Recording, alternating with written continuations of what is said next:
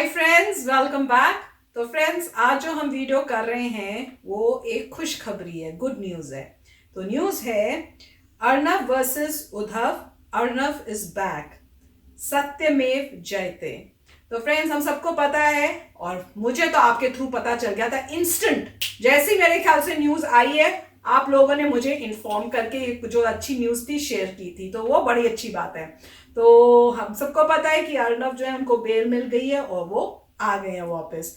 And I am sure अब वो और भी जोर और भी जोश से अब अपना जो है चैनल को करेंगे और हमें पता है क्या होगा। तो चलो फ्रेंड्स, ये वीडियो देखते हो, पता करते हैं एग्जैक्टली क्या हुआ।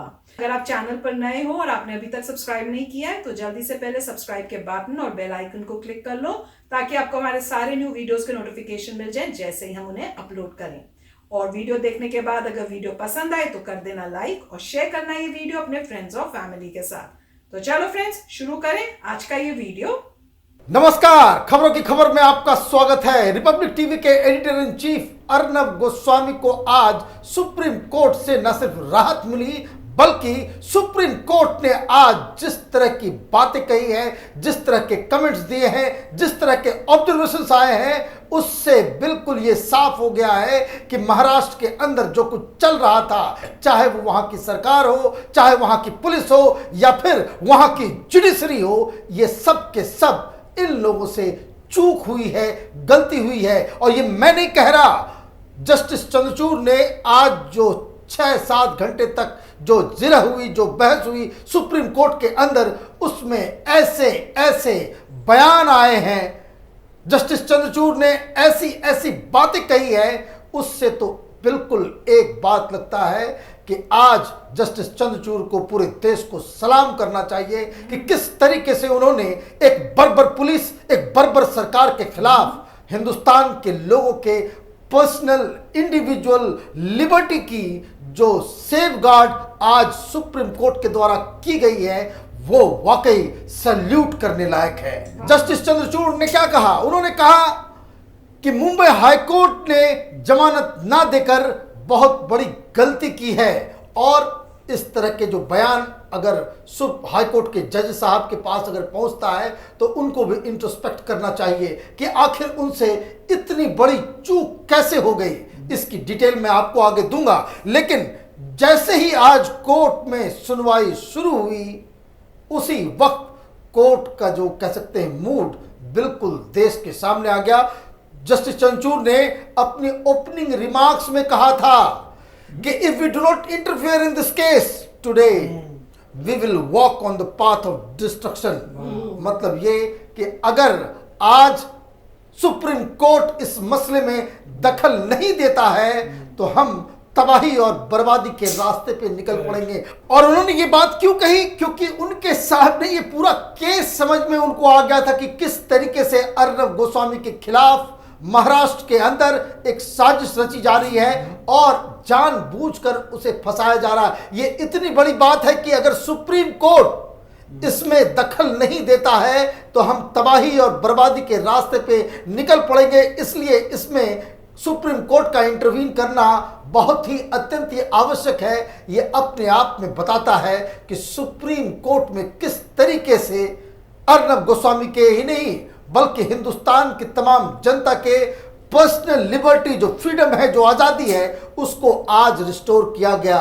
आज के बाद से अर्नब गोस्वामी अजर और अमर हो गया है, मैं आपको बता दूं। क्योंकि आज के बाद अगर कोई सरकार, कोई राज्य सरकार या केंद्र सरकार, कोई प्रधानमंत्री, कोई मुख्यमंत्री सत्ता के नशे में इतना चूर हो जाए कि वो पुलिस का इस्तेमाल करके किसी भी एक इनोसेंट शख्स को उल्टे पुल्टे चार्ज लगा करके उसे जेल में डालने की कोशिश करेगा, तो तब भी इस केस के बारे में बताया जाएगा, इसका उल्लेख किया जाएगा। क्योंकि आज महाराष्ट्र की सरकार, महाराष्ट्र के मुख्यमंत्री उद्धव ठाकरे, मुंबई पुलिस के कमिश्नर, इनको समझ में आ गया होगा कि इस देश में सुप्रीम कोर्ट है, इस देश में कानून है जो लोगों की हिफाजत के लिए हमेशा खड़ी रहती है। और इसलिए जब आज ये पूरा पूरी सुनवाई चल रही थी। इस दौरान जब हरीश साल्वे ने एक के बाद एक आर्गुमेंट्स देने शुरू किए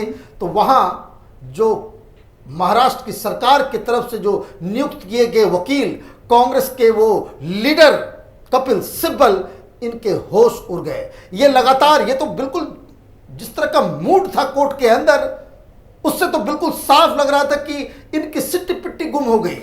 ये कोई आर्गुमेंट ही नहीं दे पा रहे थे। लेकिन आप देखिए शातिराना काम, ये लोग जिस तरीके से ये सारे जो अब आज की बहस के बाद तो ऐसा ही लग रहा है कि जो महाराष्ट्र की सरकार, वहां की पुलिस अर्नब गोस्वामी के खिलाफ ये जो साड़ा जो षड्यंत्र चल रहा था, उसमें इसी तरह के लोग जो वकील हैं, जिनको कानूनी दांव पेच में वो जो पूरी तरह से मंजे हुए हैं, ये लोग लगातार वहां की पुलिस और वहां की सरकार को सजेशन दे रहे थे, क्योंकि वो सारी चीजें बिल्कुल वो घूम के ऐसा लग रहा था कि सब कुछ प्री प्लान्ड है। और बार बार इस बात को आखिर तक कपिल सिब्बल इस चीज के लिए विनती करते रह गए कोर्ट के सामने कि इसकी सुनवाई जो है टाल दी जाए, इसमें कोर्ट कुछ ना कहे। हालांकि कोर्ट में पहले ही सवेरे ही कह दिया गया था कि अगर कोर्ट इसमें चुप रहती है तो हम बर्बादी के रास्ते की ओर चल पड़ेंगे। इसके बावजूद इनका सिर्फ एक पॉइंट था कि किसी तरीके से अर्नब गोस्वामी को दीपावली तक जेल के अंदर रखा जाए। और ये सारी चीजें जो हुई वो बिल्कुल ही, और मैं आपको बता दूं, आज दिन भर कैपिटल टीवी के फोन पे लगातार कहां से पूरे दुनिया भर से कॉल्स आ रहे थे कि आज क्या होगा। और जैसे ही ये बेल सुप्रीम कोर्ट ने ग्रांट किया, जैसे ही ये आदेश दिया कि मुंबई पुलिस, वहां की जो रायगढ़ की पुलिस जो है जेलर को, कि इमीडिएटली अर्नब गोस्वामी को रिलीज किया जाए, इसमें कोई इफ एंड बट ना हो, इसको अर्नब गोस्वामी को फौरन ही रिहा किया जाए, तब जो फोन आ रहे थे तो लोग रो रहे थे। ये कमाई है अर्नब गोस्वामी की। आज तक इस तरह के केस में कभी भी लोग ना तो सड़कों पे उतरे, ना ही अपने आप को अटैच कर पाए। ऐसा नहीं कि हम लोग कोई अर्नब गोस्वामी के बहुत खास मित्र हैं जो इसलिए हम लोग इस तरह की मुहिम में लगे हुए हैं, इस तरह की बातें बता रहे हैं। अर्नब गोस्वामी को मैं जानता तक नहीं, अर्नब गोस्वामी को मैं, उसके फोन नंबर भी हमारे पास नहीं है, लेकिन फिर भी जो ये पूरा मसला हुआ है, जिस तरह की का अन्याय उसके साथ हो रहा था, तो हर पत्रकार, हर नागरिक इस देश का उससे कनेक्टेड फील कर रहा था। और यही एक बहुत बड़ी सच्चाई है। और आज सत्य की जीत हुई और जो साजिश करने वाले, अन्याय करने वाले, वो हार गए। Arnab Goswami is back. अर्नब गोस्वामी अब फिर वापस आके वो फिर उसी तरीके से प्रोग्राम करेगा। जिसे पसंद नहीं है, जिसे अर्नब गोस्वामी पसंद नहीं आता, मत देखो टेलीविजन, मत देखो रिपब्लिक, कोई जबरदस्ती तो है नहीं। और यही बात जस्टिस चंद्रचूड़ ने इस सुनवाई के दौरान कही कि भाई वैचारिक मतभेद आपके हो सकते हैं, आपको कोई एंकर पसंद नहीं, कोई टेलीविजन पसंद नहीं है, आप मत देखिए, लेकिन इसका मतलब यह नहीं कि आप सारे लोग उसके पीछे पड़ जाएं। क्योंकि जिस तरह की बातें आज कोर्ट के सामने रखी गई, उससे जज साहब भी हैरान थे। किसी टेररिस्ट को इस तरह से पकड़ने के लिए भेजा नहीं जाता लोगों को कि आप सवेरे सवेरे एक एडिटर इन चीफ के घर घुस जाएं, उसको जूते तक नहीं पहनने दे, घसीट के आप बाहर लेकर के आए। 40 लोग बिल्कुल आर्म्ड AK-47 के साथ, किसको आप पकड़ने गए थे? और जिस तरीके से वहां पे कानून के साथ खिलवाड़ हुआ है, और सबसे महत्वपूर्ण बात, और इसके लिए सुप्रीम कोर्ट को सलाम करना चाहिए कि उन्होंने बहुत ही कम शब्दों में महाराष्ट्र के हाई कोर्ट के वो दोनों जजेस के जो उन लोगों ने फैसला लिया, उसको जिस तरीके से दरकिनार किया है, जिस तरीके से उसे गलत बताया है, ये भी काबिल तारीफ है। क्योंकि ये हैरानी की बात है कि ये जिस केस में अर्नब गोस्वामी को जेल के अंदर डाला गया है कि अबेटमेंट टू सुसाइड, कि किसी शख्स ने सुसाइड कर लिया, अब आज पता चल रहा है कि जिस शख्स ने खुदकुशी की उससे अर्नब गोस्वामी का कोई रिश्ता ही नहीं है, कभी मिला तक नहीं है, कोई बातचीत नहीं, ना कभी आमना सामना हुआ, कोई डीलिंग भी नहीं हुई है। और इसलिए कोर्ट के अंदर बिल्कुल साफ जज साहब ने भी इस बात पे सहमति जताई कि सिर्फ किसी का नाम हो जाने से सुसाइड नोट में वो क्या आरोपी बन जाता है? अगर यही है तो बहुत सारे केसेस इधर है। अभी तो महाराष्ट्र के अंदर में एक सरकारी बस के ड्राइवर ने आत्महत्या कर ली और उसने लिख दिया, भाई सरकार ने जो है वो पैसे नहीं दिए इसलिए मैं सुसाइड कर रहा हूं।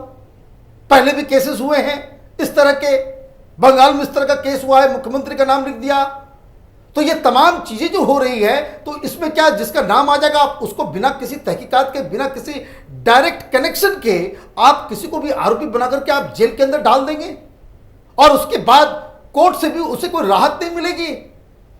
और इतना ही नहीं, कोर्ट में यह भी बताया गया कि किस तरीके से सुप्रीम कोर्ट ने ही एक केस में जिसमें विशेषाधिकार का जो मसला आया था कि जिसमें अर्नब गोस्वामी को यह धमकी दी जा रही थी कि खबरदार तुम सुप्रीम कोर्ट गए।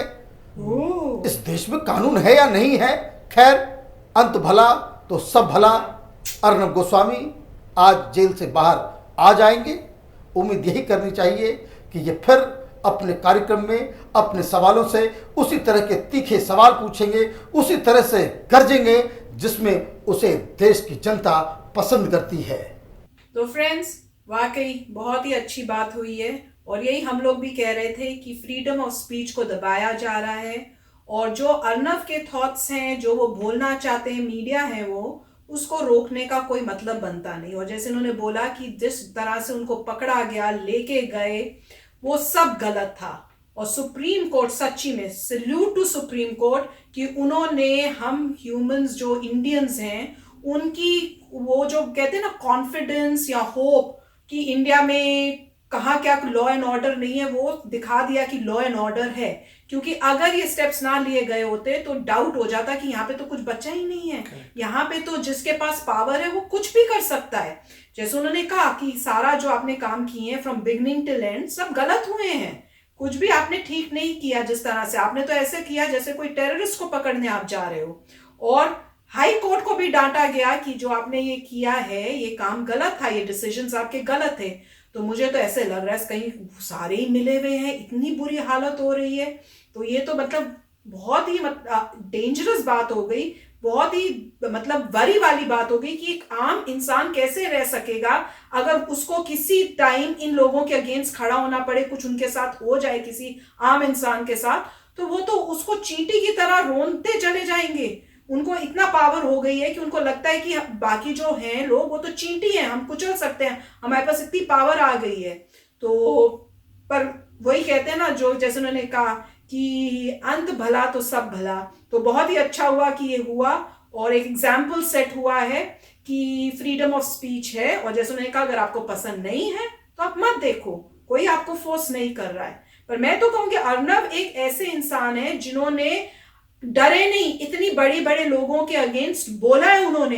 किसकी हिम्मत होती है, सबको पता था कि इतने बड़े लोगों के आगे बोलेंगे और वो अपने आप को बचाने के लिए रेडी हैं, तो वो तो किसी भी हद तक जा सकते हैं, वो दिख रहा है।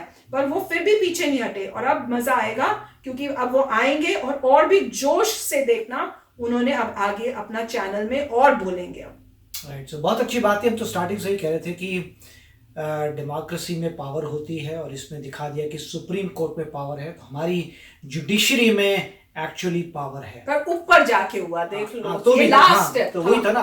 अब क्या होता है कि ये पहली बात तो ये थी कि जिस तरीके से आपने उनको अरेस्ट किया था, मैंने वैसे ही कहा था कि आपको किसी को सू करना है कोर्ट में, आप सू करिए, मगर पकड़ने का मतलब ही बनता, क्योंकि वो बंदा जा रहा है कोर्ट में और अपना लड़ रहा है केस, वो पकड़ती पुलिस उसी को है जब आपको लगे कि वो फरार हो जाएगा या कोई चोर है जो चोरी कर रहा है फिर भाग जाएगा। तो जो बंदा जो टीवी पे आता है, एडिटर इन चीफ है, वो कब भागेगा, वो तो रोज शो कर रहा है, तो उसको तो पकड़ने का मतलब बनता ही नहीं था। अब दूसरी बात ये है, ऑब्वियसली सब लोगों को पता था ये क्या चल रहा है। जैसे उन्होंने सुशांत सिंह राजपूत के बारे में बोला और वो कंगना रनौत के बारे में बोला, तो काफी उन्होंने जो चीजें रेस की हैं। तो अगर हमेशा सोसाइटी को चाहिए कोई बंदा ऐसा होना चाहिए जो पॉइंट्स रेस करे अथॉरिटी के अगेंस्ट, क्योंकि अदरवाइज अथॉरिटी कुछ भी करते रहेगी, क्योंकि आप में तो दम है नहीं पूछने का। तो एटलीस्ट वो जो है आपके रिप्रेजेंटेटिव हैं जो इन चीजों को वेरीफाई करें। फिर आपके ऊपर है कि आप माने या ना माने। आप अगर वो अगला बंदा इंटरव्यू कर रहा है आपके बिहाफ में, टफ क्वेश्चंस पूछ रहा है आपके बिहाफ में, आपके ऊपर है कि आपको उस इंटरव्यू से क्या मिलता है। मगर ऐसे बंदे होने चाहिए जो सोसाइटी को चेक में कर सके। अब दूसरी बात ये थी, इसमें क्लियर था, सबको पता था बैकग्राउंड क्या है। और नॉर्मली यूएस में क्या होता है, यूएस में मान लिया ऐसे कई बार ऐसा हुआ है कि यूएस में इन्हीं चीज़ों की वजह से, पहुंच की वजह से जो होता है यहाँ का जो हाई कोर्ट है उसने जो स्टेट के कोर्ट्स होते हैं उन्होंने कुछ बोल दिया, ठीक है। अब उन्होंने जो बोला सुप्रीम कोर्ट तक बात गई, सुप्रीम कोर्ट ने बोला कि ये क्या बकवास बात की है हाई कोर्ट ने, राइट। तो सुप्रीम कोर्ट ने जिस तरीके से बोल रहे हैं वैसे सुप्रीम कोर्ट भी यहाँ पे डांटती है कि यह क्या बकवास तुमने डिसीजन दिया है कि एस्केलेट होके सुप्रीम कोर्ट पे आ गया, तुम इतनी छोटी बात हैंडल नहीं कर सकते। उसके बाद लोगों ने इतना प्रेशर डाला कि वो हाई कोर्ट वाले को बाहर निकलवा दिया फॉर लाइफ। उसके बाद से यूएसए में ये रीत हो गई कि अगर लोग चाहें तो हाई कोर्ट के बंदे को भी बाहर निकाल सकते हैं अगर उसने बिल्कुल ही बेवकूफी वाला काम किया। फिर वो बोलते तुम्हारे पास डिग्री हो, मगर जो बार होती है उसने उसको फायर कर दिया। गुड। बार ने उसका लाइसेंस रिवोक कर लिया, बोला कि इतना स्टूपिड तुमने जो सेंटेंस दिया है तुम लायक नहीं हो, चाहे तुमने पढ़ाई करके तुमने एक्सेप्ट किया हमें तुम्हें बार में, मगर इस डिसीजन से हमें खुद शर्मिंदगी होती है, सुप्रीम कोर्ट को शर्मिंदगी होती है कि एक लॉयर ऐसा एक जज जो है हाई कोर्ट का वो कैसे कर सकता है इस टाइप का डिसीजन। तो बाहर नहीं, उसको बाहर निकाल दिया। तो सिमिलरली यहां पे ये इंडिया में भी ये सिस्टम होना चाहिए कि अगर सुप्रीम कोर्ट ने देखा तुमने टोटल यूजलेस डिसीजन दिया है बिल्कुल अनपढ़ की तरह, जबकि तुम पढ़े लिखे हो। अनपढ़ का मतलब किसी के प्रेशर में आके कुछ भी किया हो, मगर तुमने जो है लॉ कम्युनिटी की इज्जत मिट्टी में मिलाई है ऐसा देके, तो उसको निकाल देते हैं। एटलीस्ट यूएसए में इतनी पावर है करने की।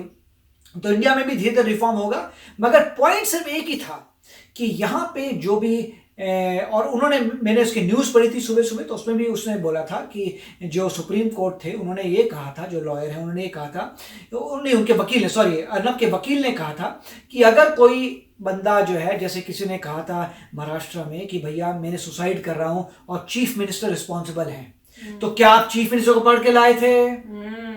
कल को अगला बंदा बोलेगा कि प्राइम मिनिस्टर में सुसाइड करते करते लिख गया प्राइम मिनिस्टर रिस्पॉन्सिबल है, तो आप प्राइम मिनिस्टर को पढ़ के लाओगे, जेलों में डालोगे? नहीं, ऐसा नहीं होता। जस्ट बिकॉज किसी ने लिख लिया इसका मतलब ये नहीं कि रिस्पॉन्सिबल है। जब तक आपका डायरेक्ट कनेक्शन आप साबित नहीं कर सकते, जब तक आपने डायरेक्ट साबित नहीं किया है, आप में कोई राइट नहीं है उस बंदे को पकड़ने की। Just like that. तो उससे पता चला पूरा फ्लॉड सिस्टम था। और पॉइंट ये था, मैं इसलिए कह रहा हूं कि कल को अगर गवर्नमेंट, मतलब जो भी था जिस बंदे ने पकड़वाया था, अगर उसने इतनी हिम्मत है कि आप इतनी बड़ी पर्सनैलिटी को जो टीवी में आता है, जो आपके बिहाफ पे लड़ रहा है, उसको पकड़ सकते हो, तो हमारी तो कोई औकात नहीं, हर एक को पकड़ सकते हैं। इससे ये पता लग गया कि अगर आपको पकड़ते हैं, थैंकफुली आपका इतना पैसा होना चाहिए कि आप अपना जो है सुप्रीम कोर्ट का लेके जा सकें, और सुप्रीम कोर्ट जो है वो डिसाइड करेगा। मगर सुप्रीम कोर्ट में बिजी होते हैं, वो सिर्फ क्रिटिकल चीजों को ही पिकअप करते हैं, हर चीज को पिकअप नहीं कर सकता सुप्रीम कोर्ट। तो इसमें यह फायदा था कि अर्नब बड़े थे, एडिटर इन चीफ है, इतने बड़े ब्रॉडकास्टिंग होती है, गए हैं प्रेसिडेंट के पास, गए हैं, बहुत लोगों ने कोशिश की, तब जाके ये पॉसिबल हुआ। तो अच्छी बात है कि सुप्रीम कोर्ट ने एक्सेप्ट किया इसको और अपने तीखे शब्दों से बताया कि हाई कोर्ट ने गलत डिसीजन लिया था। अब नेक्स्ट स्टेप ये होना चाहिए, आगे जैसे रिफॉर्म होगा जुडिशरी में, कि सुप्रीम कोर्ट फायर भी कर सकती है, करना चाहिए। जो मतलब हाई कोर्ट में जिसने कोई बेवकूफों वाला अगर कोई देता है तो उसको फायर भी करने की, मैं ये नहीं कह रहा कि ये है नहीं, मगर इतनी पावर होनी चाहिए सुप्रीम कोर्ट को कि अगर ऐसा डिसीजन आता है जो लगे टोटली इलॉजिकल था, कोई तुमने लीगल बुक रेफर नहीं की, कोई ढंग से काम नहीं किया, ऐसे ही फेंक दिया कुछ, उस बंदे को फायर कर दो, तू लायक नहीं है भैया इस कोर्ट, हाई कोर्ट में हो तुम। High court is a big institute, ऐसा होना चाहिए।